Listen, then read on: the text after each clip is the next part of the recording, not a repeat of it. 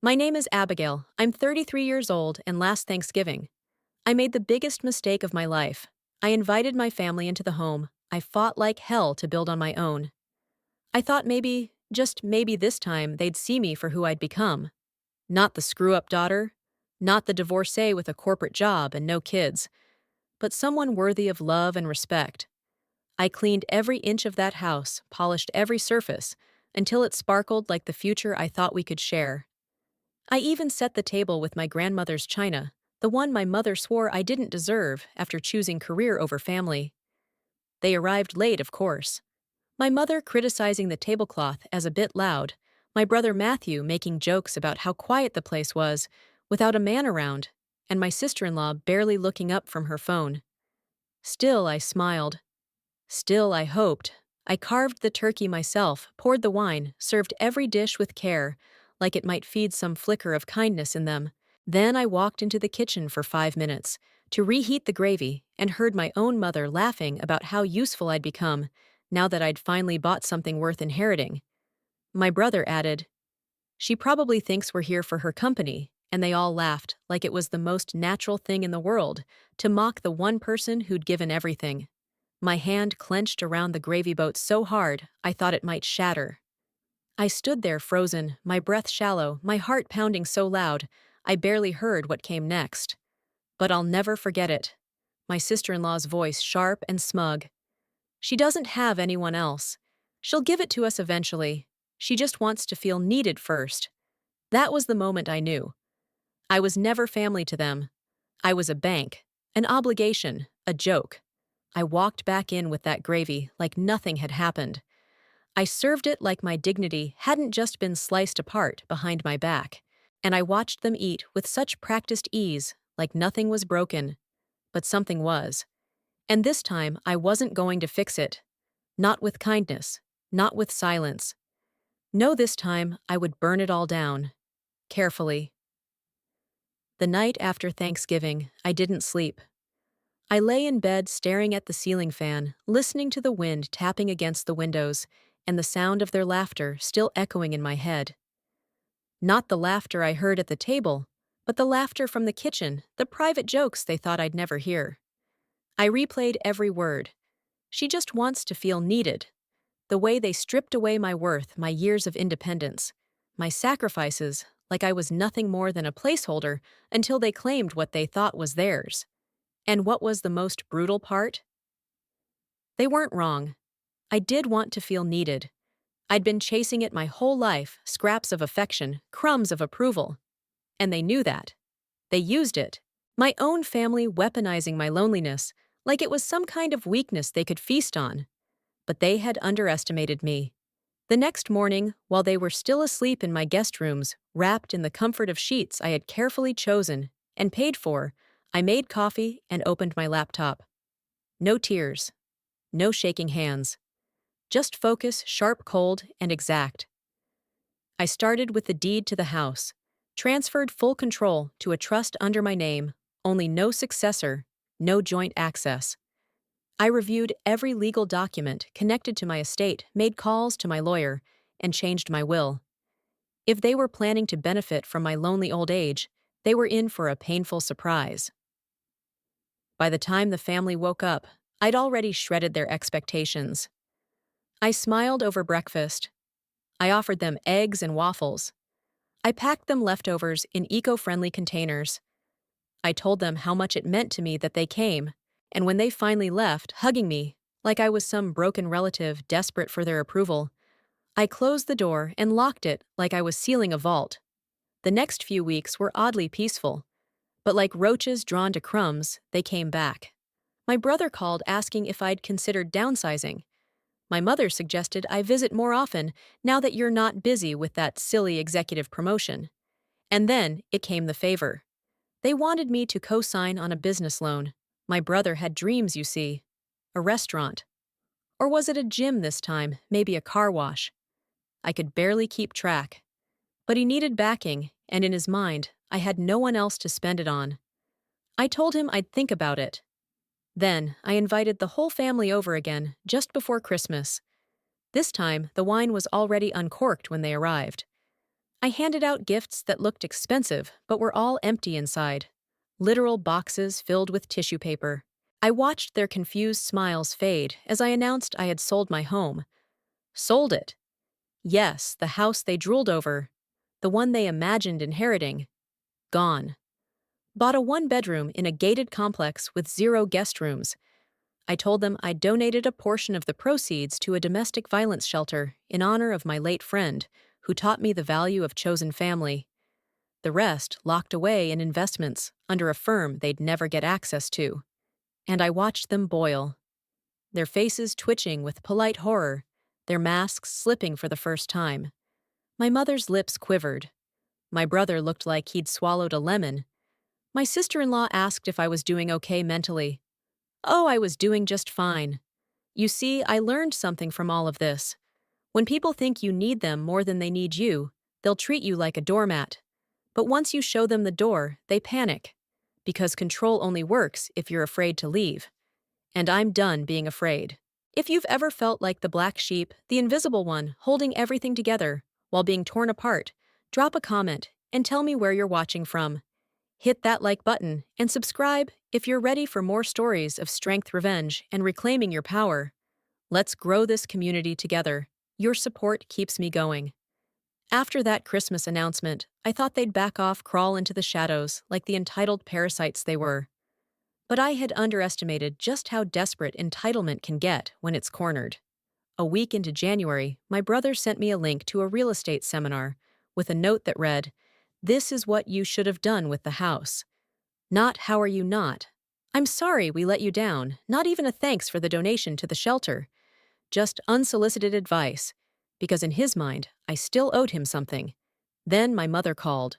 Her voice was syrupy sweet, the kind of tone she reserved for manipulating school principals or church ladies she wanted favors from. "Sweetheart," she said, "your brother's going through a rough patch. We all are. And we just feel disappointed. Betrayed, even." That word. Betrayed.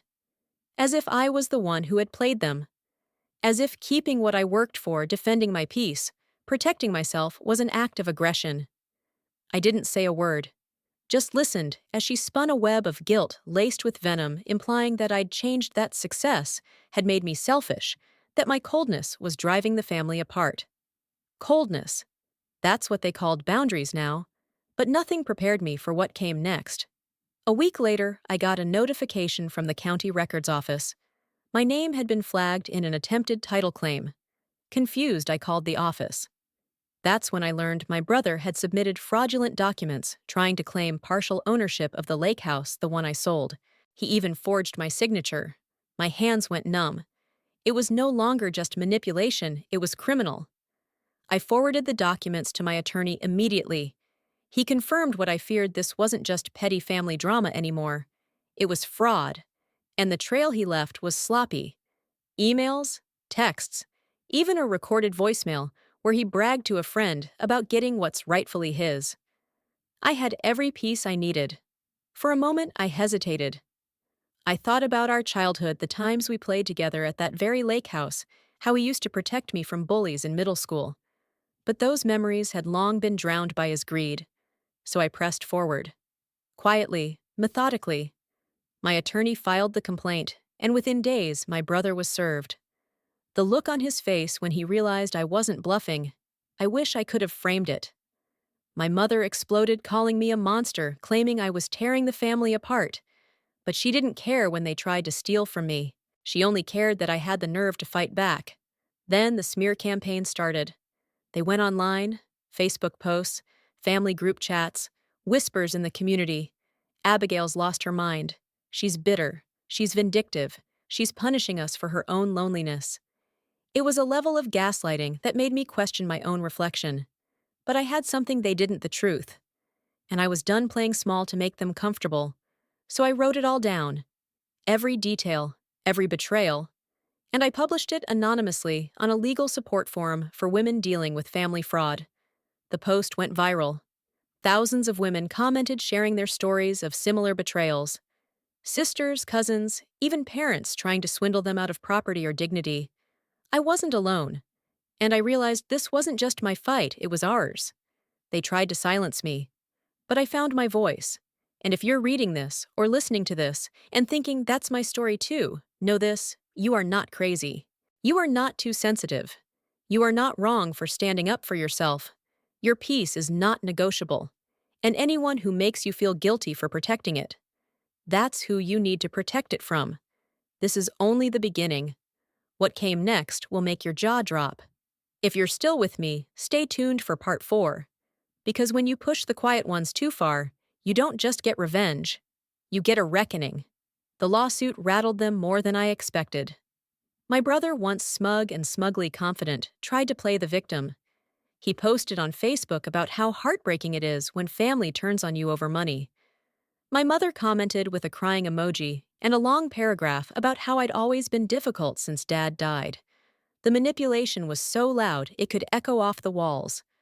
What none of them knew was that every post, every message, every smear they sent became another piece of evidence.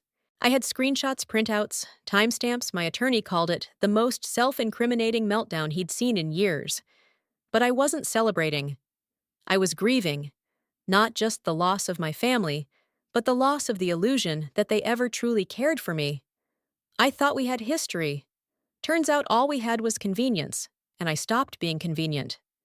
I didn't just represent their daughter or sister anymore. I represented the mirror they didn't want to look into. A woman who made it out without owing them. A woman who didn't ask for their permission to thrive. And that burned more than any lawsuit ever could. Then came the part that made my blood boil. I got a call from my old high school English teacher, Mrs. Bernard. She said she'd run into my mother at the grocery store. She was talking to someone near the dairy aisle, she told me, and she said, "We raised Abigail. She was nothing before us. She owes everything to this family, and now she thinks she's better than us. That house was built with our sacrifices." Our sacrifices. The same people who let me eat cold cereal for dinner in college while I worked 3 jobs to afford textbooks. The same people who never contributed a dime to that lake house's restoration. That comment broke something in me, so I fought harder. I filed for damages. I petitioned for a restraining order after my mother showed up to my office unannounced, screaming that I'd betrayed blood. Security escorted her out, but not before she told everyone in the waiting room that I was a corporate snake who turned on her own kin. It was humiliating, but I held my head high. I had made my choice, and there was no turning back. They thought they could shame me into submission. Instead, they taught me what dignity really meant, walking through fire without letting it turn you to ash. The court date arrived. My brother sat across from me in a cheap gray suit, hands fidgeting, lips tight. His lawyer looked exhausted. Mine looked relaxed. When the judge read out the decision, full dismissal of his fraudulent claim, and a formal warning for attempted property theft, he didn't even look at me. My mother stormed out before the verdict finished. And in that silence, I realized something: I was free. Not just legally, emotionally, spiritually. The strings had been cut, and I didn't owe them a damn thing anymore. But I didn't stop there. I donated the entire court-ordered compensation payout to a local nonprofit that helps women escape toxic family dynamics. I wrote an op-ed anonymously about the hidden costs of familial betrayal and how financial abuse doesn't just happen in romantic relationships, it happens in families too. The story caught fire. Emails poured in. Messages from strangers who said thank you. I thought I was the only one. Women from every walk of life, from nurses to CEOs, told me they'd been shamed, silenced, manipulated. I wasn't just a survivor, I was now a voice. And that's when they tried to come back. My cousin Jessica reached out, the one who always stayed quiet at family dinners, the one I thought was neutral. She texted, "They want to talk. They say they miss you." It was bait. I didn't respond. Not because I didn't want closure, but because I didn't need it anymore. Closure doesn't come from people who tried to destroy you. It comes from knowing you walked away without letting them take your soul with them. What happened next? Oh, we're just getting started. Because when a woman like me rises, she doesn't rise alone. I thought winning in court would be the climax, that once I walked out of that building, chin held high, the worst was behind me. I was wrong. Because the day after the judge dismissed their case, the true nature of my family revealed itself. They didn't just retreat in shame. No, they regrouped like cowards do, slinking back into their dark corners to plot revenge in whispers and venom. The attacks turned personal. It started small. My car windshield cracked while parked in front of my office. No note, just a jagged split across the driver's side glass that looked far too intentional.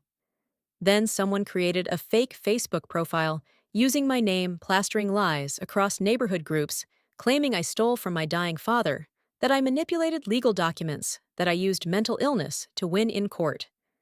The digital bile spread like wildfire. A client emailed me confused. Another canceled their meeting. The shame was thick, but underneath it, I knew exactly who was behind it. My mother's voice in that grocery store replayed in my head. She was nothing before us.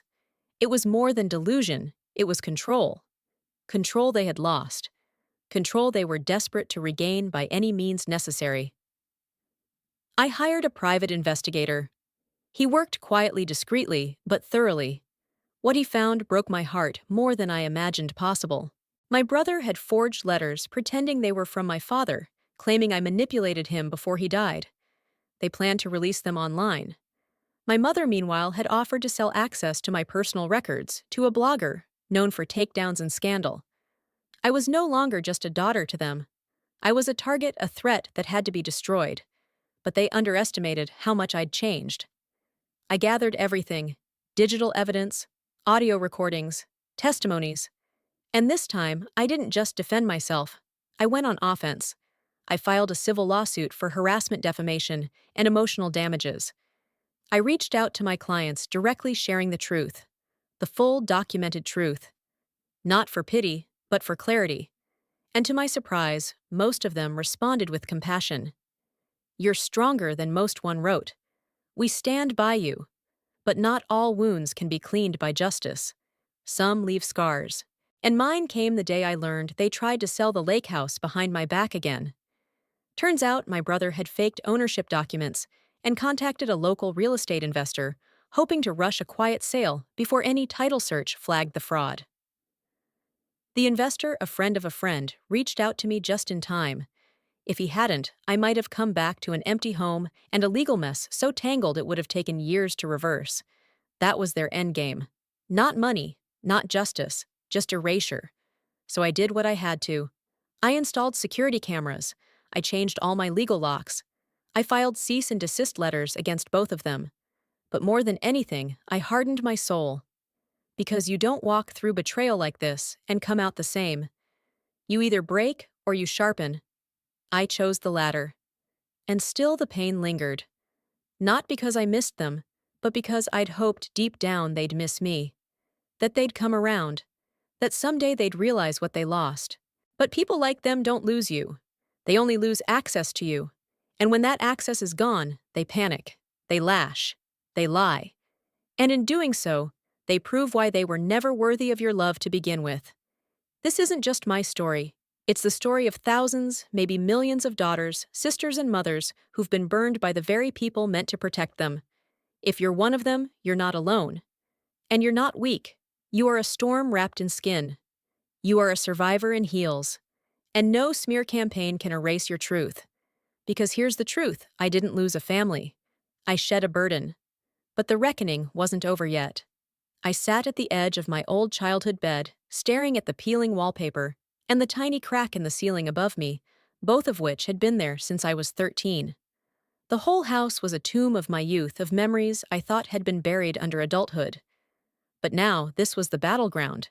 I was back, not as the quiet, obedient daughter, but as the woman they tried to erase. 3 days ago, I confronted my mother. I didn't scream, didn't cry. I just handed her the envelope containing proof of the forged signature on the will. Her face had drained of color before she muttered something about misunderstanding, about how it was all Dad's idea. Lies. Thin, desperate lies. I didn't need her apology. I just needed her to know she'd lost control of the narrative. That night, I met with the family attorney. Turns out Dad's original will was still on file, witnessed and unaltered, the one that left the estate to both me and Ethan equally. The version Mom had filed, a complete forgery. I had enough to press criminal charges, but I didn't. Not yet. I wanted them to sweat, to look over their shoulders, to live with the fear that I might strike back any moment, because forgiveness, that wasn't on the table. The next morning, Ethan had the audacity to show up at my hotel with coffee and a weak apology saying he didn't know how far Mom would go. I laughed in his face, not because it was funny, but because it was insulting. He'd known, he'd signed, he'd benefited. He was part of the betrayal. I reminded him of that signature on the fraudulent document and asked how he could sleep at night. He couldn't even look me in the eye. So I gave him a warning, calm, clear and cold. If you try to sell that house, touch a single cent of Dad's accounts, or make another move to erase me, I will bury you legally. I have the time, the money, and the fury. He left in silence. But I didn't stop there.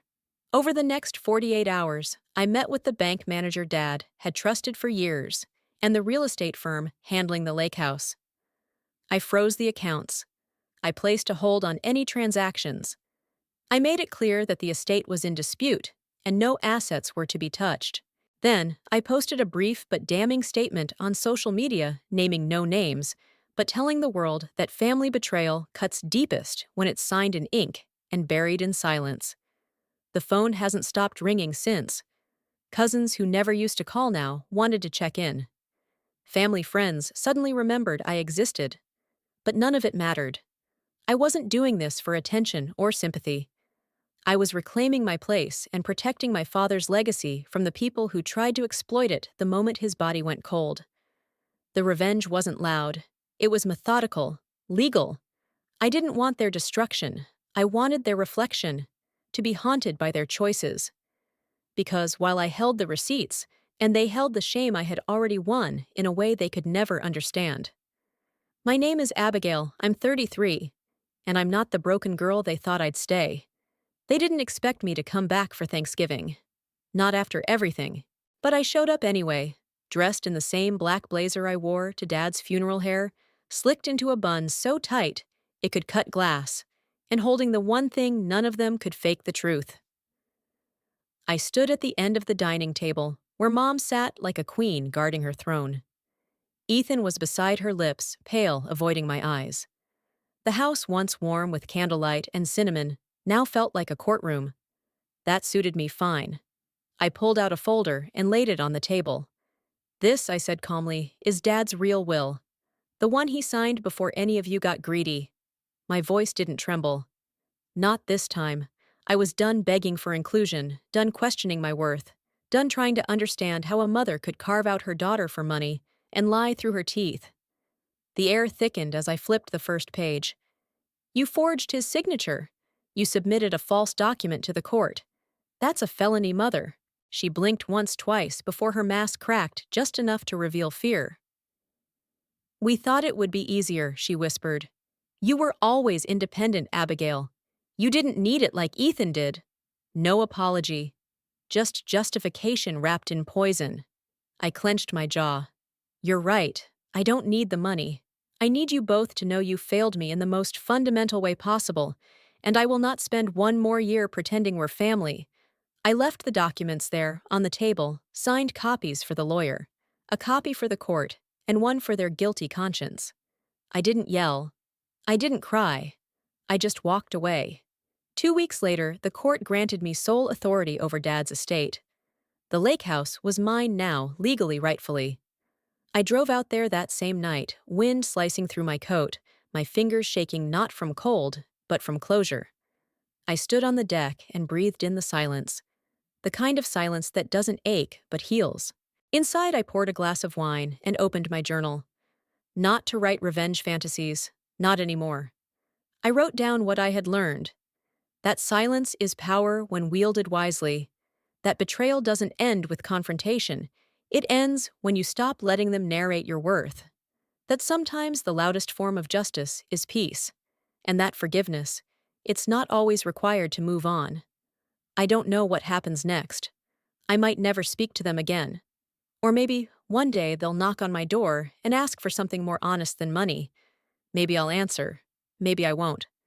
But tonight, I'm choosing peace. If you've ever been betrayed by those who were supposed to love you most, comment below and subscribe. Your voice matters. Your story deserves to be heard. You are not alone.